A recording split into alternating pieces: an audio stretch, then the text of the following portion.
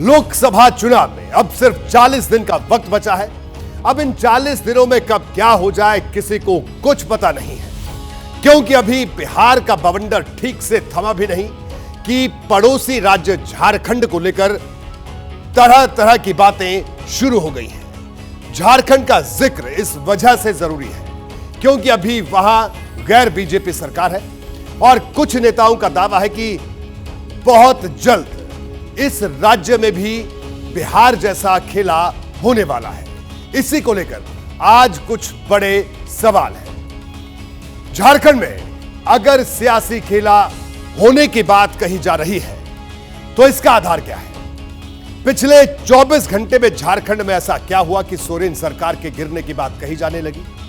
और सबसे बड़ा सवाल, क्या 31 जनवरी को सीएम सोरेन गिरफ्तार हो जाएंगे? यह भी अपने आप में बड़ा सवाल है। दरअसल आज रांची से लेकर दिल्ली तक जबरदस्त सियासी हलचल रही। जमीन घोटाले से जुड़ी मनी लॉन्ड्रिंग मामले में ईडी की एक टीम दिल्ली में मुख्यमंत्री हेमंत सोरेन के आवास पर पहुंची, लेकिन सुबह से शाम हो गई, सीएम हेमंत सोरेन प्रवर्तन निदेशालय के लिए मिस्ट्री बने रहे। सीएम सोरेन की तलाश में ईडी की टीम कभी शांति निकेतन गई, कभी मोतीलाल नेहरू मार्ग पर मौजूद शिबू सोरेन के घर पर गई, तो कभी झारखंड सदन गई, लेकिन मुख्यमंत्री का कहीं कोई पता नहीं चला। दरअसल आज सीएम सोरेन को ईडी के सामने पेश होना था। दोपहर तक ईडी के अधिकारियों ने कई बार मुख्यमंत्री से संपर्क करने की कोशिश की, लेकिन उनसे संपर्क नहीं हो पाया। हेमंत सोरेन रविवार की रात तक दिल्ली में ही थे, लेकिन सोमवार की सुबह होने से पहले आउट ऑफ रीच हो गए। आसान भाषा में कहें तो गायब हो गए। किसी भी मुख्यमंत्री का इस तरह से गायब हो जाना बड़ी बात है, क्योंकि सीएम सोरेन कोई साधारण व्यक्ति नहीं जो अज्ञातवास में चले जाएंगे। उनके साथ सुरक्षा कर्मियों की बड़ी फौज रहती है। इसके बारे में भी मैं आपको बता दूं, हेमंत सोरेन के पास मौजूदा वक्त में Z+ सुरक्षा का घेरा है। Z+ सुरक्षा सर्वोच्च श्रेणी की सुरक्षा मानी जाती है। जिसके पास Z+ सुरक्षा होती है उसके साथ हमेशा 10 से ज्यादा NSG कमांडो सहित 55 ट्रेंड जवान तैनात रहते हैं।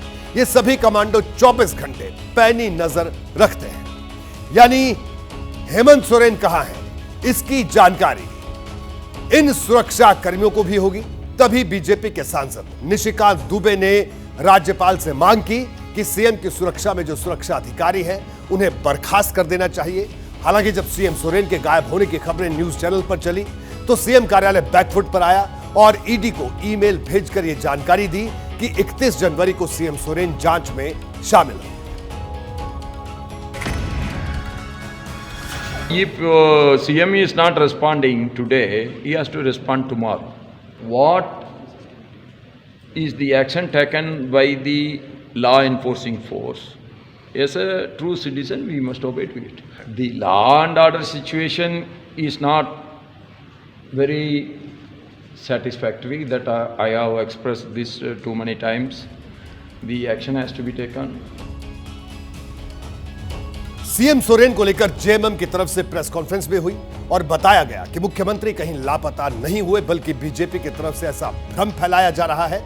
दरअसल झारखंड में ये उथल पुथल इस वजह से हो रही है क्योंकि पिछले कई दिनों से मुख्यमंत्री हेमंत सोरेन को गिरफ्तार करने की अटकलें चल रही हैं और इसकी सबसे बड़ी वजह भ्रष्टाचार का वो मामला है जिसके चलते हेमंत सोरेन को अब तक ईडी की तरफ से 10 बार समन भेजा जा चुका है। पहला समन उन्हें 8 अगस्त को भेजा गया, 14 अगस्त को पूछताछ में शामिल होने को कहा गया। दूसरा समन 19 अगस्त को भेजा गया, 24 अगस्त को पूछताछ में शामिल होने को कहा गया। तीसरा समन 1 सितंबर को भेजा गया, 9 सितंबर को पूछताछ के लिए बुलाया गया। इसी तरह चौथा समन 17 सितंबर को भेजा गया, 23 सितंबर को बुलाया गया। पांचवा समन 26 सितंबर को भेजा गया, 4 अक्टूबर को बुलाया गया। छठा समन 11 दिसंबर को भेजा गया, 12 दिसंबर को बुलाया गया। सातवां समन 29 दिसंबर को भेजा गया। ईडी ने इस बार कहा कि पूछताछ के लिए समय और जगह खुद हेमंत सोरेन तय करे। 8वां समन 13 जनवरी को भेजा गया और इस 8वें समन पर पहली बार 20 जनवरी को हेमंत सोरेन पूछताछ के लिए पहुंचे। तब ईडी ने रांची में 8 घंटे तक सोरेन से सवाल जवाब किए थे। इसके बाद 25 जनवरी को 9वां समन भेजा गया और 27 जनवरी को बुलाया गया, लेकिन हेमंत नहीं गए और 10वां समन 27 जनवरी को भेजा गया, जिसको लेकर आज पूछताछ होनी थी। अब हेमंत सोरेन की तरफ से कहा गया कि वो 31 जनवरी को पूछताछ में शामिल होंगे। ये हम तो बहुत दिनों से कह रहे हैं, कोई आज तो नहीं कह रहे कि जो संस्थाएं इनका दुरुपयोग भाजपा कर रही है। टाइमिंग देखिए ना, कल सरकार बनी भाजपा की, आज लालू जी को समन कर लिया। जिस तरीके से एक बड़े आदिवासी नेता को, जो अभी तक इकलौता मुख्यमंत्री था, कोशिश हो रही है कि न रहे आदिवासी परिवार का, वो भी सोरेन साहब का बड़ा परिवार, तो ये भाजपा दुरुपयोग करती है। हमें उससे कोई फर्क नहीं पड़ने वाला, हमारा पूर्ण बहुमत है, हमारी सरकार रहेगी।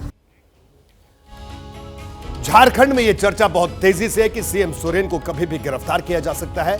इस राज्य में बीजेपी ने भ्रष्टाचार को बड़ा मुद्दा बनाया है और इसी साल के आखिर में जब विधानसभा चुनाव होंगे तो सीएम सोरेन के खिलाफ यही दांव भी चला जाएगा। लेकिन सवाल तो यह है कि क्या झारखंड में अभी बहुत बड़ी सियासी सुनामी आना बाकी है, क्योंकि इस राज्य में गठबंधन की सरकार चल रही है और कांग्रेस के कांटे से जो वित्त मंत्री है, कांग्रेस के कोटे से, माफ कीजिएगा, उन्होंने झारखंड बीजेपी के बड़े नेता बाबूलाल मरांडी की तारीफ की है। सुनिए क्या कुछ उन्होंने कहा है।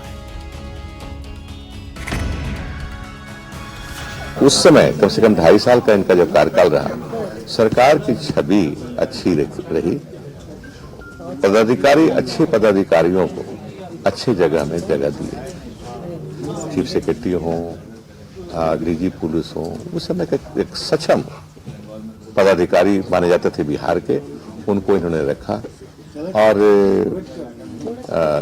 काम यहाँ प्रशासन का चलाया। तो ये है मेरा असेसमेंट इनके बारे में। साल 2000 में जब बिहार से अलग होकर झारखंड का निर्माण हुआ था, तब राज्य में पहली बार बीजेपी की सरकार बनी थी और बाबूलाल मरांडी पहले मुख्यमंत्री थे, जो बीजेपी के प्रदेश अध्यक्ष हैं। कांग्रेस के नेता इन्हें बाबूलाल मरांडी की तारीफ कर रहे थे। अब सवाल यह है कि रामेश्वर उरांव ने बाबूलाल मरांडी की इतनी तारीफ क्यों की? क्या इस तारीफ के पीछे कोई सियासी संदेश छिपा है?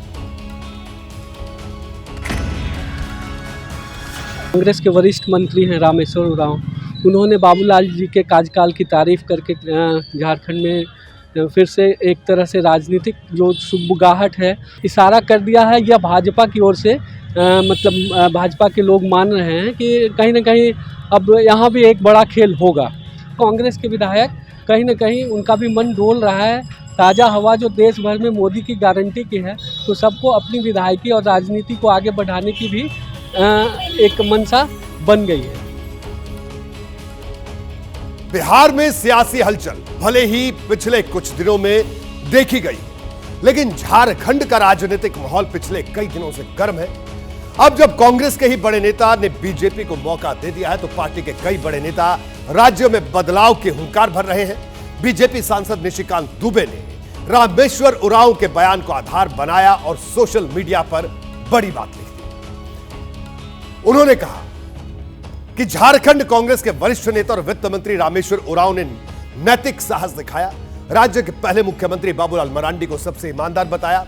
रामेश्वर जी, अब डूबते जहाज कांग्रेस को छोड़ने का सही समय है। हेमंत सोरेन की भ्रष्टाचारी सरकार को गिराकर आम जनता को राहत दीजिए। उनकी पार्टी पे और विधायकों पे थोड़ी पकड़ तो बनी थी, लेकिन इतनी ज़्यादा पकड़ नहीं है कि वो अपने बल पे कुछ कर सके। अगर रामेश्वर उरांव के साथ जेएमएम के कुछ विशुद्ध विधायक जैसे लॉबिन हेम्ब्रम वगैरह हैं, अगर उन लोगों का सहयोग हो तो झारखंड में एक बड़ी टूट हो सकती है और आने वाले समय में एक नई सरकार देखने को मिल सकती है। दरअसल जिस तरह से बिहार में महागठबंधन की सरकार चल रही थी, उसी तरह झारखंड में भी हेमंत सोरेन की सरकार कांग्रेस के विधायकों की बैसाखी पर चल रही है। आंकड़ों के जरिए अब मैं आपको समझाता हूं, इन आंकड़ों को गौर से देखिए। झारखंड में विधानसभा की कुल 81 सीट है, यानी बहुमत का आंकड़ा 41 है। अभी जेएमएम यानी झारखंड मुक्ति मोर्चा के 29 विधायक हैं, जिसे कांग्रेस के 17 विधायकों का समर्थन है। इसके अलावा आरजेडी और लेफ्ट के एक विधायक ने भी सरकार को समर्थन दिया है, यानी 48 विधायकों का हेमंत सरकार को समर्थन है। अब अगर कांग्रेस के विधायकों का एक बड़ा हिस्सा सरकार से अलग हो जाए तो हेमंत सरकार गिर सकती है। इसी की अपील निशिकांत दुबे ने रामेश्वर उरांव से की है। कुछ दिन पहले तक बिहार में भी यह चर्चा थी कि कांग्रेस के कई विधायक बीजेपी और जेडीयू के संपर्क में हैं। इसी तरह रामेश्वर उरांव के बयान के बाद झारखंड की स्थिति भी नजर आ रही है। वैसे भी झारखंड में कांग्रेस के जो 17 विधायक हैं उसमें ज्यादातर पर ईडी या सीबीआई का शिकंजा कसा हुआ है। इसमें सबसे पहले नंबर पर वित्त मंत्री रामेश्वर उरांव ही है, जिनके 32 ठिकानों पर एक साथ पिछले दिनों छापेमारी हुई थी। इसी तरह प्रदीप यादव, आलमगीर आलम, इरफान अंसारी पर भी ईडी की नजर है।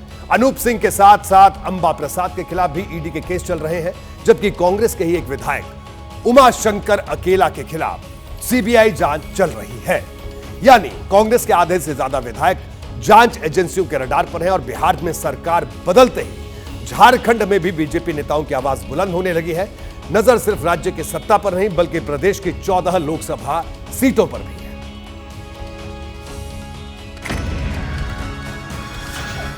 झारखंड के लिए या भारतीय जनता पार्टी के लिए जो अभी बिहार का प्रकरण सामने आया है, यह शुभ संकेत है और स्वागत करते हैं हम लोग। जहाँ तक झारखंड का विषय है, निश्चित रूप से इसका पॉजिटिव ही प्रभाव पड़ेगा और आगे आगे देखिए और क्या क्या होता है। देखिए, देश में सिर्फ 3 राज्य ऐसे हैं जहां कांग्रेस की पूर्ण बहुमत की सरकार है। इसमें कर्नाटक, तेलंगाना और हिमाचल प्रदेश जैसे राज्य हैं, जबकि कुछ राज्य ऐसे हैं जहां कांग्रेस सत्ता में हिस्सेदार है। इसमें झारखंड भी शामिल है। इससे पहले बिहार और महाराष्ट्र की सरकार में भी कांग्रेस हिस्सेदारी निभाती थी, लेकिन इन दोनों ही राज्यों में बीजेपी ने बड़ा खेल कर दिया और अब चर्चा है कि झारखंड में भी कुछ ऐसा हो सकता है। जैसे ही घड़ी का काटा दोपहर 2:30 पे आए, बबीता जी का दिल सास बहू साजिश के लिए मचल जाए। और ये है इनकी बहू, पूरे दिन ऑफिस की टेंशन हो जाए गॉन जब ये करें अपना फेवरेट शो फ्री टाइम पे ऑन। इनकी तरह आप भी देखिए अपना फेवरेट शो अपने टाइम पर और डाउनलोड कीजिए एबीपी लाइव ऐप अपने स्मार्ट टीवी पर।